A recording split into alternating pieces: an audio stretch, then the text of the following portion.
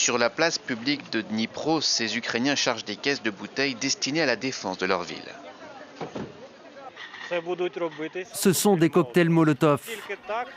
À quoi ça va servir? C'est la seule façon possible de protéger nos enfants, nos mères, nos pères et nos grands-parents, tout le monde, de ce qui est en train de se passer.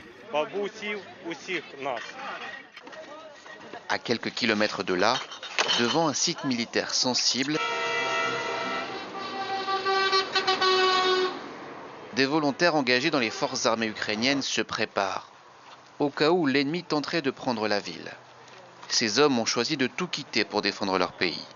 Avant le conflit, ils étaient agents de sécurité, entrepreneurs, une existence très éloignée d'une vie militaire. Je sais que maintenant, je ne suis plus un simple physiothérapeute ou un docteur. Je suis un soldat dont le but est de viser l'ennemi avec sa Kalachnikov. Nous détruirons l'ennemi. Je suis prêt et mes enfants et ma femme sont aussi prêts. Des renforts bienvenus en temps de guerre, mais qu'il faut pouvoir équiper.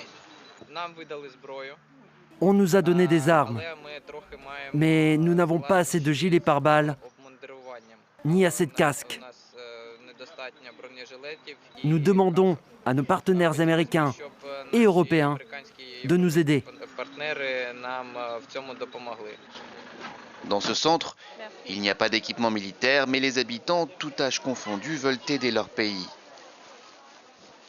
À l'intérieur, c'est une fourmilière.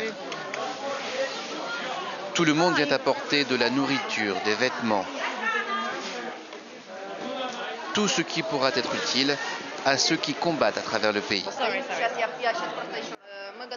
Nous sommes prêts. La Russie ne s'attendait pas à ce que notre nation se soulève si rapidement et agisse si rapidement.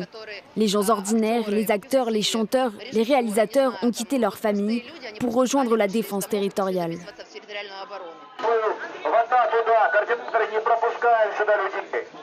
Il y a eu ces dernières heures des avancées des troupes russes dans le sud. Et les habitants de Dnipro ici se demandent si cette ville stratégique d'un point de vue militaire sera l'une des prochaines cibles de l'armée russe. En attendant, quel que soit le scénario, qu'il soit simple, civil ou militaire, tout le monde ici est bien décidé à rester et surtout, comme ils le disent, à résister lorsque ce sera nécessaire.